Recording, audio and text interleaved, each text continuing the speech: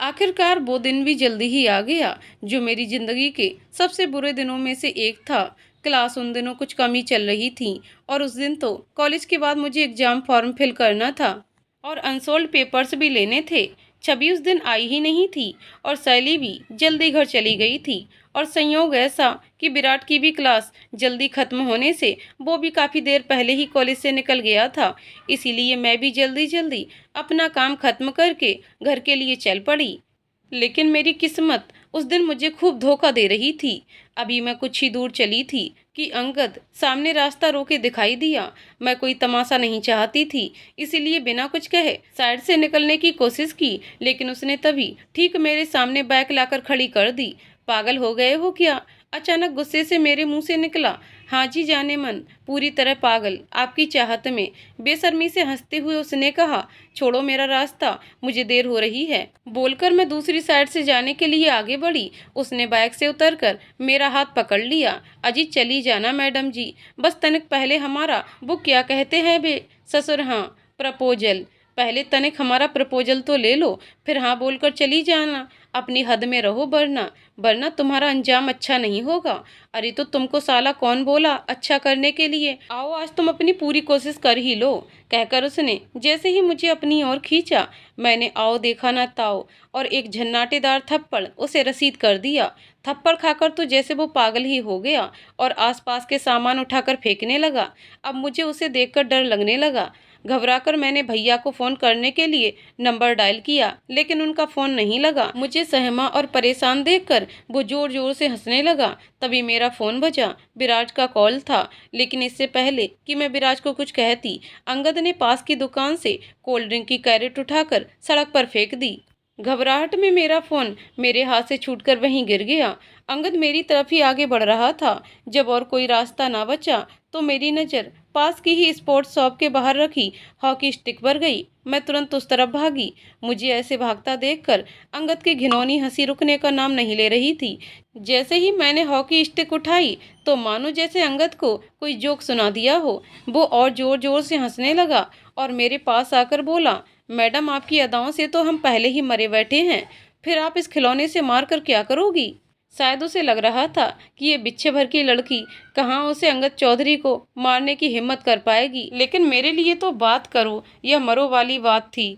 बस मैंने अपनी पूरी ताकत से हॉकी उसके सर पर मारनी चाहिए, लेकिन उसके बीच में हाथ अड़ा लेने के कारण हॉकी उसके हाथ पर लगी और वो झटके से अपनी बाइक पर गिरा। इस सब में उसके हाथ से खून बहने लगा। उसके गिरते ही उसके चमचे मेरी तरफ भागे। मैंने भी बस पूरी जान से आंखें बंद करके हॉकी स्टिक गोल गोल घुमा के हवा में घुमा दी, बिना देखे ही वो किसे लगी किसे नहीं। थोड़ी देर बाद जब मैं थक गई तो अचानक संतुलन बिगड़ने से गिर गई। मेरी हॉकी स्टिक भी हाथ से छूटकर दूर जा गिरी। अब अंगद गुस्से से भरे चेहरे और लाल खून उगलती आंखों से मुझे घूरे जा रहा था। उन कुछ पल में मैंने मन ही मन सभी देवी देवताओं से मदद की गुहार लगा दी, लेकिन कोई उपाय ना सूझता। देखकर डर के मारे पीछे खिसकने लगी। जैसे ही अंगद का हाथ मेरी तरफ बढ़ा, तभी कोई चीज हवा में तैरती हुई अंगद के सर पर आकर लगी और वो पीछे जा गिरा। असमंजस से मैंने पीछे मुड़कर देखा तो विराज था। घबराहट में फोन गिरते समय शायद कॉल रिसीव हो गई थी। काफी देर तक अंगद और उसके साथियों की विराट के साथ हाथापाई चलती रही। विराट उन सबसे लड़ी रहा था कि उनमें से ही एक ने पीछे से विराट के सर पर हॉकी स्टिक से वार किया। ये देखकर मेरे मुंह से चीख निकल गई। विराट के सर से खून की धार फूट पड़ी, लेकिन उसके बाद भी बार बार एक हाथ से सर पकड़ता वो उन सबसे लड़ता गया। इसी बीच किसी ने पुलिस को फोन कर दिया। वहां पुलिस पहुंच गई और अंगद और उसके साथियों को पकड़कर ले गई। विराट बेहोश होकर नीचे गिर गया। उन पुलिस वालों की मदद से ही मैं विराट को हॉस्पिटल लेकर गई। विराट के और अपने घर फोन करने पर सब जल्दी ही हॉस्पिटल आ गए। इस घटना को 2 हफ्ते बीत चुके थे। इलेक्शन पास होने के कारण अंगद के मामा ने भी उसे नहीं छुड़ाया और उसे सजा हो गई। धीरे धीरे हम सब इस बात को भूलने लगे थे। विराट भी अब काफी हद तक ठीक हो गया था। तभी घर वालों ने हमारी सगाई का मुहूर्त और दिन पंडित जी से सुझवा कर हमारी सगाई करने का निश्चय कर लिया। ये सोचकर कि सगाई के बाद अंगद जैसा कोई सड़क छाप गुंडा ऐसा करने की हिम्मत नहीं करेगा। इस खबर से तो मानो हमारी जिंदगी में जैसे खुशियों की बहार आ गई। आखिरकार हमारा रिश्ता जो जुड़ने जा रहा था एक दूसरे से उम्र भर के लिए, मेरे तो जैसे आजकल पांव ही जमीन पर नहीं पड़ रहे थे। पूरे जोर शोर से हम दोनों ने सगाई की शॉपिंग शुरू कर दी। हम दोनों ने ही सगाई के लिए मैचिंग कॉस्ट्यूम पसंद की थी। ये सगाई से एक दिन पहले की बात थी। लगभग सारी तैयारियां हो चुकी थीं।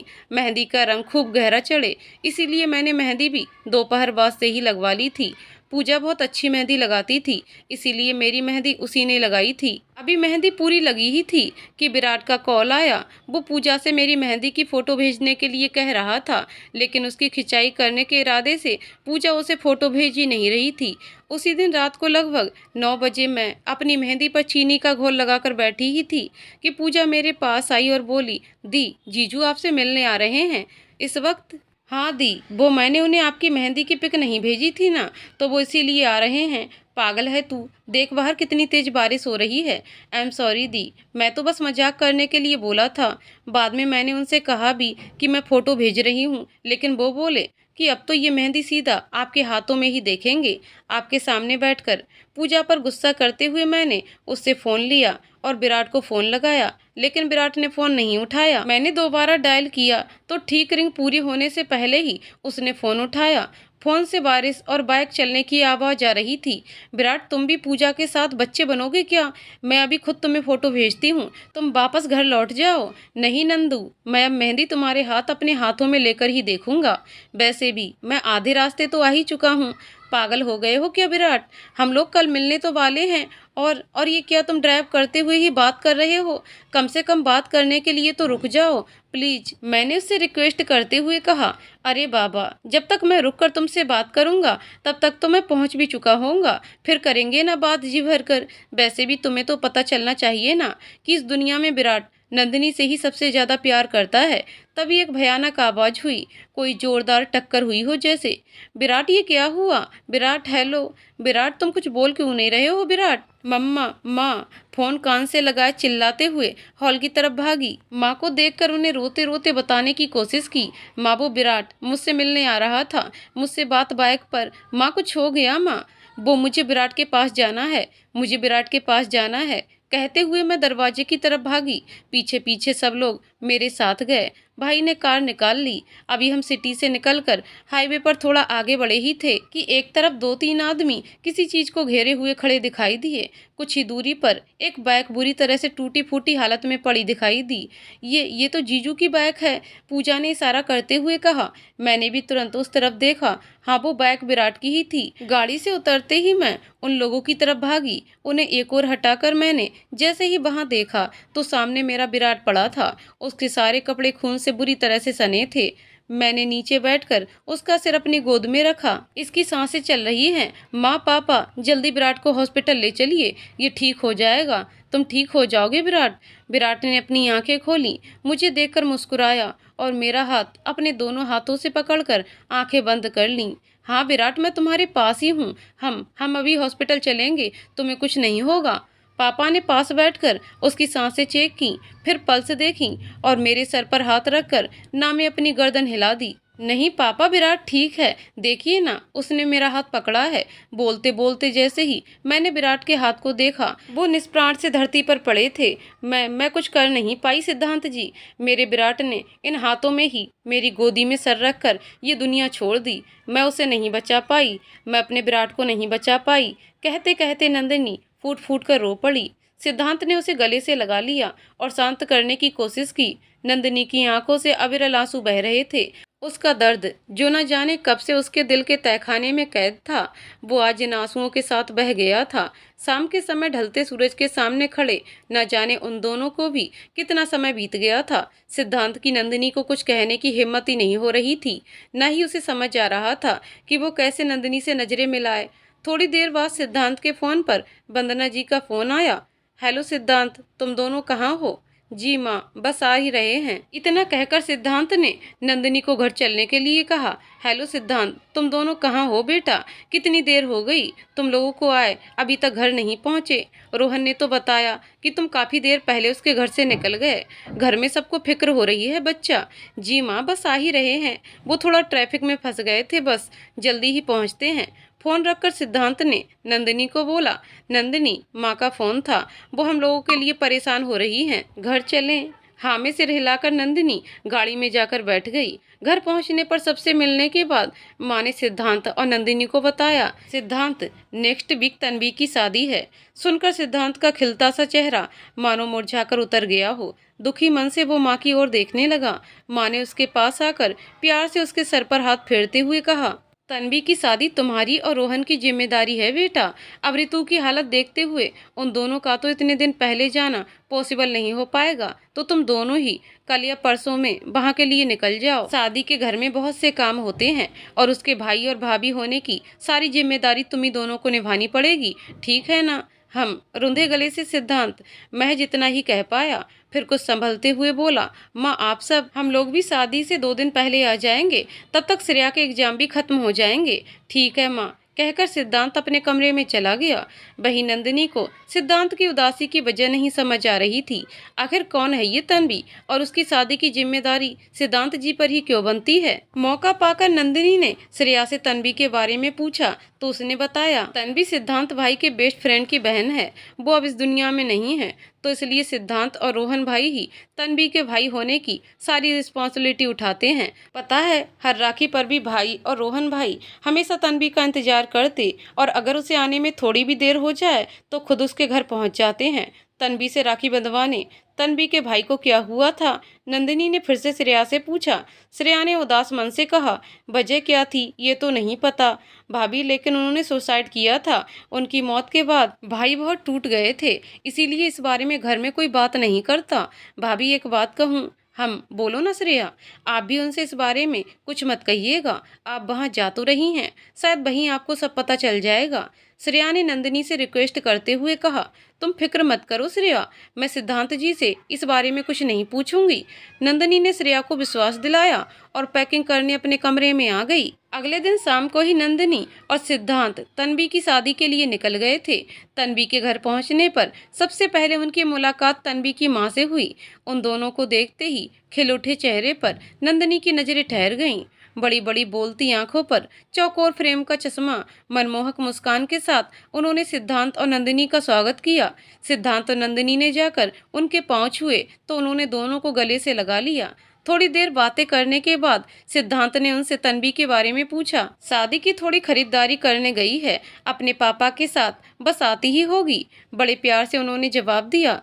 तुम दोनों थक गए होगे बेटा, जाओ जाकर फ्रेश हो जाओ और थोड़ा आराम कर लो, फिर 1-2 दिन में शादी की रस्में शुरू हो जाएंगी। बहुत काम है और सब कुछ तुम्हें ही संभालना है। आप टेंशन मत लीजिए आंटी, सब हो जाएगा। अच्छा सिद्धांत बेटा, गेस्ट रूम में अभी कुछ काम चल रहा है तो तुम लोगों का सामान गौरव के कमरे में रखवाया है, तुम लोग वहीं रहना। वैसे भी मेरी दिली ख्वाहिश थी कि वो कमरा अपने बेटे और बहू को देने की। अब गौरव तो थोड़ा रुककर खांसते हुए उन्होंने फिर से कहा, कुछ दिनों के लिए ही सही, तुम दोनों ही मेरी ये ख्वाहिश पूरी कर दो। कैसी बातें कर रही हैं आप आंटी, हम आपके बेटा बहू ही तो हैं, जितना मर्जी हक जमा लीजिए। सिद्धांत ने उनके हाथों को अपने हाथों में लेकर कहा। कुछ देर बाद जब सिद्धांत और नंदिनी कमरे में पहुंचे तो उस कमरे को देखते ही रह गए। आज भी वो कमरा बिल्कुल वैसा ही था जैसा तब था जब गौरव यहाँ रहता था। पूरा कमरा गौरव की फोटोग्राफी के शौक के सबूतों से भरा पड़ा था। सबकी बहुत सी तस्वीरें वहां लगी थीं। सिद्धांत, रोहन और गौरव की भी साथ में न जाने कितनी फोटोज लगी थीं।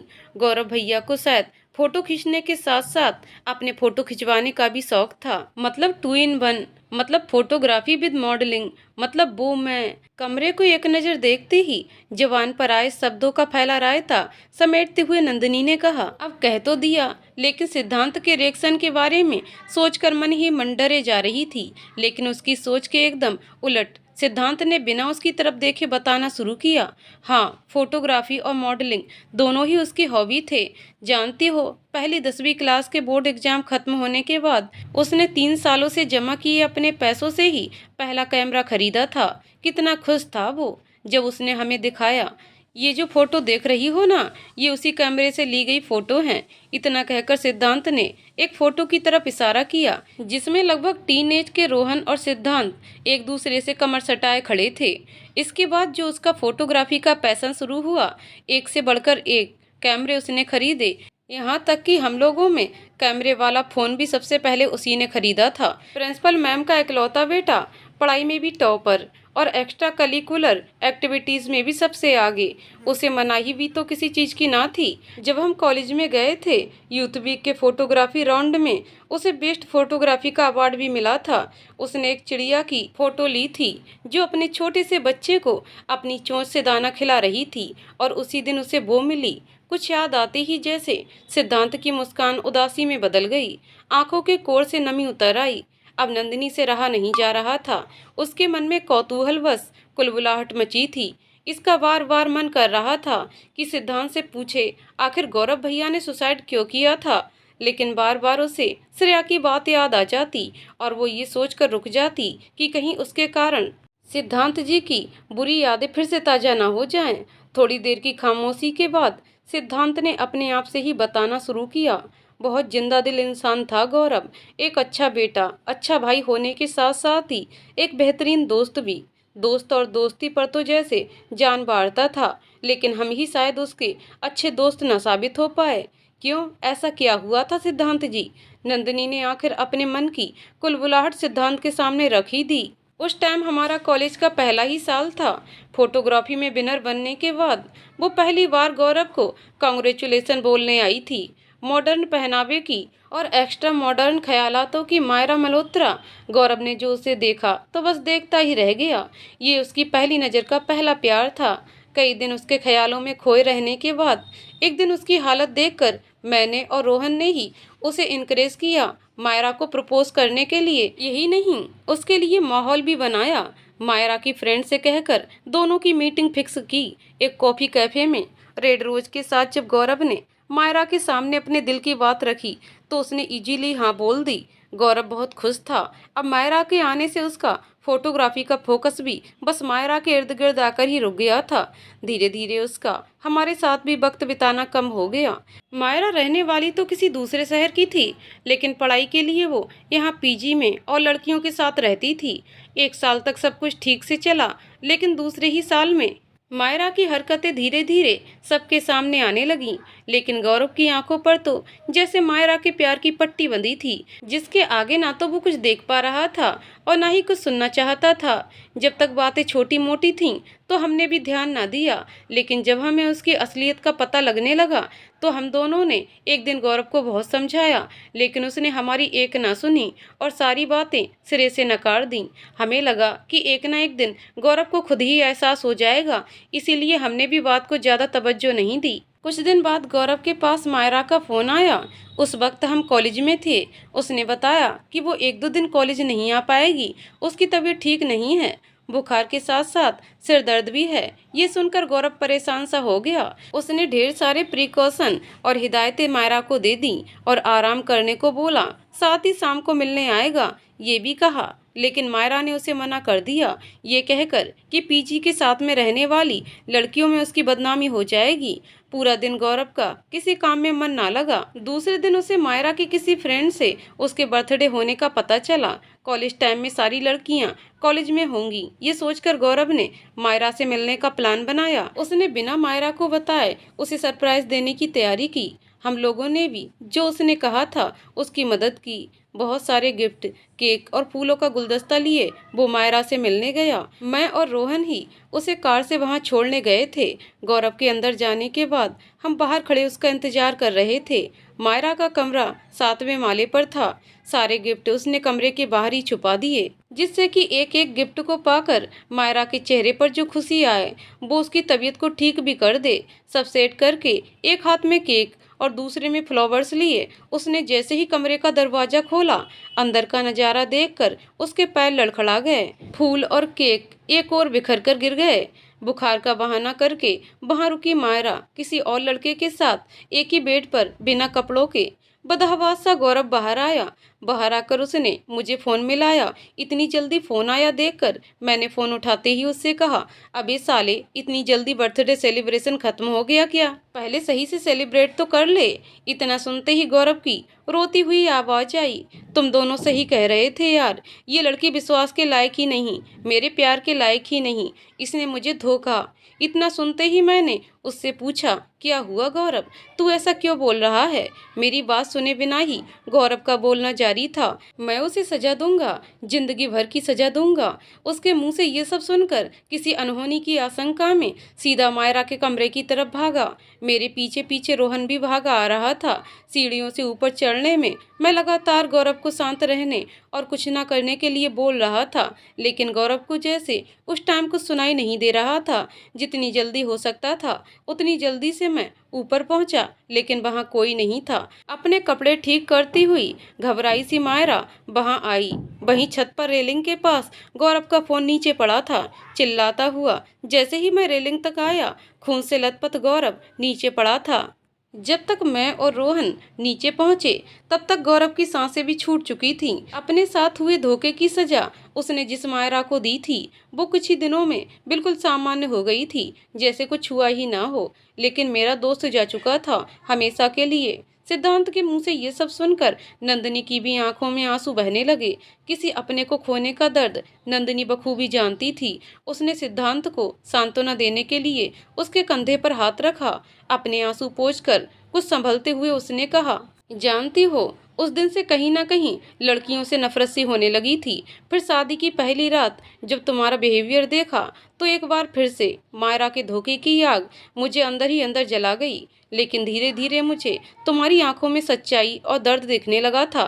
फिर जब तुम्हारी डायरी पढ़कर मुझे विराट के बारे में पता चला, इस बार हैरानी और दुख भरे भाव नंदिनी की आंखों में उतर आए। तो आप विराट के बारे में जानते थे? अब सिद्धांत के लिए डायरी पढ़ने वाली बात छुपाने की ना तो कोई वजह बची थी और न ही कोई जरिया। इसीलिए उसने बिना किसी नानुकुर और बहानेबाजी के सीधा सीधा नंदिनी के सामने सच बोल दिया।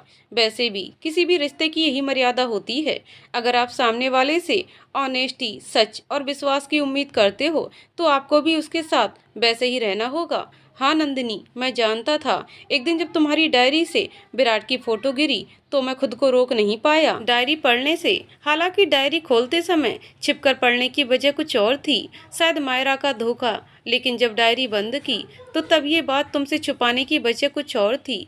तुमने अपने आप को अपने अतीत के दर्द भरे तहखाने में जिस कदर बंद कर रखा था, मैं बस कैसे भी करके तुम्हें उससे बाहर निकालना चाहता था। मैं वैसे भी तुम्हें अब इस बारे में बता देना चाहता था। हैरान सी नंदिनी अभी सिद्धांत की बातों को सार निकालने की कोशिश कर रही थी कि बाहर से तन्वी की आवाज आई, सिद्धांत भैया, भाभी कहाँ हो आप लोग? अरे भाई, कोई इस नाचीज से भी मिल लो। तन्वी की आवाज सुन सिद्धांत कमरे से बाहर निकल गया। अपने उलझे ताने बाने को बाजू रख नंदिनी भी उसके पीछे पीछे कमरे से बाहर आ गई। बाहर मुंह फुलाए पीठ किए तन्वी सोफे पर बैठी थी, लेकिन बजाय बहन को मनाने फुसलाने के सिद्धांत ने सीधे जाकर उसका कान पकड़ लिया। तन्वी की बच्ची अकेले अकेले शॉपिंग कर रही है और यहाँ ड्रामे दिखा रही है। हाँ, ये क्या कर रहे हो भाई? दर्द हो रहा है, प्लीज छोड़ो ना। ठीक है, चल छोड़ दिया। तू भी क्या याद रखेगी? पहले ये भी बता कि क्या क्या खरीदा और मेरे लिए क्या लेकर आई। कहाँ भैया, इतना कम टाइम बचा है और अभी तक कुछ नहीं खरीदा। लहंगा देखने गई थी लेकिन कुछ पसंद ही नहीं आया। कहीं ऐसा ना हो कि सब तो बंठन कर आए और मुझे ही जीन्स में फेरे लेने पड़े। तन्वी के मुंह से इतना सुनते ही पीछे खड़ी नंदिनी की हंसी छूट पड़ी। हाँ, हंस लो भाभी, ये नहीं कि अपनी प्यारी सी ननद की कोई हेल्प कर दो। तेरे लिए ही तो आए हैं पागल, तू टेंशन मत ले, तेरा भाई अब सब संभाल लेगा। इतना कहकर सिद्धांत ने तन्वी को गले लगा लिया। इधर धीरे धीरे शादी की तैयारियों में कब समय बीता कुछ पता ही ना चला। तन्वी की शॉपिंग से लेकर मेहमानों को दिए जाने वाले गिफ्ट तक सब सिद्धांत और नंदिनी ने मिलकर किया। शादी की रस्में शुरू हो चुकी थीं। शहर में रहते हुए भी अनीता आंटी, तन्वी की माँ, सब कुछ तन्वी के दादाजी के गांव के रीति रिवाज के हिसाब से करना चाहती थी। इसीलिए सारी रस्में गांव के तरीके से हो रही थीं। इतने दिनों के बाद ये सब देखकर नंदिनी को अपने घर की बहुत याद आ रही थी। उसकी शादी में तो उसने सारी रस्में बेमन से की थीं, लेकिन जब नंदिनी की सहेली की शादी हुई थी तो उसने सब कुछ बड़े चाव से देखा समझा था। उसे शादी की इन सभी छोटी बड़ी रस्मों को देखकर बहुत आनंद आता था। तन्वी की शादी की रस्में शुरू होने पर सबसे पहले वो लोग पंडित जी की बताई दिशा में स्थित गार्डन से मिट्टी लेने गए, जिसमें घर और आस पड़ोस की स्त्रियां गीत गाते हुए गईं। फिर उस मिट्टी से उन्होंने छोटे छोटे 4 चूल्हे बनाए और एक कोठी बनाई। शादी वाले लड़के या लड़की के जितने बाण निकलते हैं उतने चूल्हे बनाए जाते हैं। फिर जिस दिन बान और हल्दी लगने की रस्म होती है उस दिन उन्हीं में से एक चूल्हे पर खाना बनता है। एक चूल्हा घर में पूजा के स्थान पर रख दिया जाता है, उसे देवताओं और पितरों का चूल्हा माना जाता है। शादी के 5 दिन पहले तन्वी को बान लगाए गए। उस दिन की सुबह से ही तन्वी और अनीता आंटी उनकी किसी बहन के आने का जिक्र कर रहे थे। दोनों की बातों से लग रहा था कि वे उनके बहुत करीब हैं। तन्वी की मौसी के आने में अभी समय था, इसीलिए अनीता आंटी और बाकी सबके कहने पर तन्वी अगली रस्म के लिए तैयार हो गई। इसमें तन्वी को बाहर जाकर अपनी दोनों मुट्ठियों में हवा बंद करनी थी और फिर पूजा वाले स्थान पर आना था, जहां उसके हाथ की हवा 2 मुट्ठी की गहराइयों में लेकर दीवार से लगाकर उसे आटे के घोल से चिपका देना था। कहा जाता है कि इस तरह से हवा बंद करने से बेटी की शादी में आंधी तूफान और बारिश नहीं होती। इसके बाद बाण लगने के बाद तन्वी को हल्दी लगी और उसके बाद नहाने के बाद उसकी भाभी होने के नाते नंदिनी ने उसकी आरती करके उसकी आंखों में काजल लगाया। मान्यता है कि हल्दी लगने के बाद लड़के और लड़की को घर से बाहर नहीं निकलना चाहिए और ना ही उन्हें ज्यादा देर अकेले छोड़ना चाहिए। अभी तन्वी को ये सब समझाया ही जा रहा था कि तन्वी चहक कर वहां से चिल्लाती हुई भागी, सुषमा मौसी आप आ गए। अचानक ये नाम सुनकर नंदिनी चौंक गई। जैसे ही उसने मुड़कर देखा उसके आश्चर्य की सीमा नहीं रही। सुषमा माँ यहाँ? हैरानी से वो अपने आप से बोली। उधर दूसरी तरफ सुषमा जी भी नंदिनी को यहाँ देखकर बहुत हैरान थीं। उसे शादीशुदा गृहस्थी में मग्न देखकर खुश भी थीं। कुशल क्षेम पूछने के बाद न जाने क्यों नंदिनी सुषमा जी से अलग थलग घूम रही थी। हालांकि शादी वाले घर में बहुत काम होते हैं, लेकिन फिर भी नंदिनी उतनी भी व्यस्त नहीं थी जितना वो दिखा रही थी। शायद जानबूझकर ही वो सुषमा जी के सामने नहीं पड़ना चाह रही थी। शादी में अभी 4 दिन बाकी थे, बस इसीलिए नंदिनी ने सिद्धांत के साथ मिलकर प्लानिंग की थी हर रोज कुछ ऐसा करने की जो तन्वी को सबसे ज्यादा पसंद हो, जिससे कि शादी के पहले सबके साथ बीत चुके कुछ दिन नंदिनी के लिए जिंदगी भर की मीठी यादें बना दे। उसी प्लानिंग के हिसाब से कल सभी लोगों ने घर में ही साथ में बैठकर मूवी देखी। आज उनका बाहर गार्डन में बोन फायर का प्लान है, जिसमें बहुत सारे गेम्स और गपशप का प्लान है। कल शाम तक वैसे भी सबने आ जाना है, तो कल अंताक्षरी और परसों संगीत की रस्म होगी। रोहन और रितु कल तक आ जाएंगे और बाकी सब परसों संगीत में पहुंचेंगे। देर रात को बोन फायर के बाद जब सब सोने चले गए तो सामान समेटती नंदिनी को सुषमा जी ने देख लिया और उससे बात करने की कोशिश की। इधर उधर की मामूली सी बातों में भी नंदिनी बार बार अपनी नजरें चुरा रही थी। एक बार भी वो उनसे नजरें ना मिला पाई। उसे इस तरह से असहज होते देख सुषमा जी ने उसका हाथ पकड़ते हुए कहा, तुम्हें नजरें चुराने की कोई जरूरत नहीं है नंदिनी। इतना सुनकर जब नंदिनी ने उनकी ओर देखा तो 2 बूंद उसकी आंखों के कोर से लुढ़क गईं। उनके पास बैठते हुए नंदिनी ने कहा, विराट की यादों से मैं आज भी अपने जीवन में आगे नहीं बढ़ पाई हूँ माँ। जब भी अपने कदम आगे बढ़ाती हूँ तो लगता है जैसे मैं विराट और उसकी यादों के साथ धोखा कर रही हूँ। तुमने कोई गलती नहीं की है नंदिनी, कोई धोखा नहीं दे रही हो तुम। और आज विराट जहाँ कहीं भी होगा ये देखकर बहुत दुखी होगा कि तुम अपनी जिंदगी में आगे ही नहीं बढ़ पा रही हो। जानती हो, जब विराट खुद भी नहीं जानता था वो तुमसे प्यार करता है, तब भी वो तुम्हारी और तुम्हारी खुशियों की फिक्र करता था। तब लगभग हर रोज तुम दोनों के झगड़े होते थे, लेकिन उसने एक बार भी तुम्हारे लिए कुछ बुरा नहीं सोचा। उस काली रात के 2 रोज पहले भी उसने मुझसे कहा था कि माँ मैं रहूं ना रहूं, लेकिन नंदिनी हमेशा खुश रहे बस। इतना सुनते सुनते नंदिनी की आंखों से झरझर आंसू बहने लगे। उसकी आंसुओं को अपने आंचल से पोंछते हुए उन्होंने कहा, अपने मन में कोई गिल्ट मत रखो बेटा। तुम्हारा और मेरा रिश्ता तब भी माँ बेटी का था जब विराट हम सबके साथ था, और आज भी माँ बेटी का ही है। और उसी के नाते मैं तुम्हें कह रही हूँ कि बिना किसी अपराध बोध के अपने जीवन में आगे बढ़ो। तुम्हें खुश देखकर ही विराट की आत्मा को शांति और सुकून मिलेगा। हल्की सर्द रात में न जाने कितनी देर तक नंदिनी सुषमा जी की गोद में अपना सिर रखकर लेटी अपने मन की उलझनें बताती रही और सुषमा जी प्यार से उसके बालों के साथ साथ उसके मन की गांठें भी सुलझाती रहीं। बोन फायर की आंच कब की ठंडी हो चुकी थी। काफी देर बाद जब सिद्धांत ने नंदिनी को कमरे में नहीं पाया तो उसे ढूंढते हुए बाहर गार्डन तक आ पहुंचा। उसकी आवाज सुन सुषमा जी ने नंदिनी को जाने को कहा। उसे अपनी ओर ही आता देखकर सिद्धांत ने नंदिनी से इतनी देर होने का कारण पूछा। कुछ नहीं सिद्धांत जी, बस वो सब फैला पड़ा था तो इसीलिए देर हो गई। अरे तो मुझे आवाज लगा देती, मैं तुम्हारी मदद कर देता, सिद्धांत ने परेशान होते हुए कहा। उसका हाथ पकड़ते हुए नंदिनी ने प्यार से कहा। सिमट गया है सिद्धांत जी अब सब। अगले दिन सिद्धांत के घर से सभी लोग आ चुके थे। संगीत में पहली बार सिद्धांत और नंदिनी ने एक साथ बिना किसी झिझक के कपल डांस किया। उनकी परफॉर्मेंस देखकर सभी ने तालियों के साथ बंस मोर चिल्लाना शुरू कर दिया। सुषमा जी समेत वहां मौजूद सभी लोग नंदिनी को साथ देखकर खुश थे। सिद्धांत की खुशी उसके चेहरे में ही साफ झलक रही थी। मौका पाकर रोहन ने भी सिद्धांत की टांग खींची। उसके पास आकर धीरे से उसके कान में बोला, तो मैं वकील को बोल दूं डिवोर्स पेपर रेडी करने के लिए। सिद्धांत ने मुस्कुराते हुए नंदिनी को देखकर कहा, नहीं, अब उसकी कभी जरूरत नहीं पड़ेगी। उसे इस तरह से खुद को देखता पाकर नंदिनी ने उससे इशारे में ही पूछा, क्या हुआ? जवाब में सिद्धांत ने मुस्कुराते हुए नामे सिर हिला दिया। 2 दिन बाद धूमधाम से तन्वी की शादी हो रही थी। शादी का जोड़ा पहनने से पहले जब तन्वी गौरी मैया को श्रृंगार और फल भेंट करने के लिए पहुंची तभी धीरे से मौका पाकर नंदिनी ने एक छोटी सी चिट सिद्धांत के हाथों में थमा दी।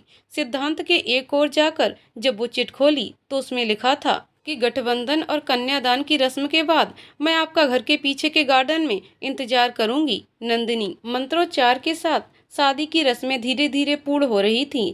पंडित जी के वर वधू को फेरे के लिए खड़े होने का बोलते ही नंदिनी धीरे से वहां से निकल आई।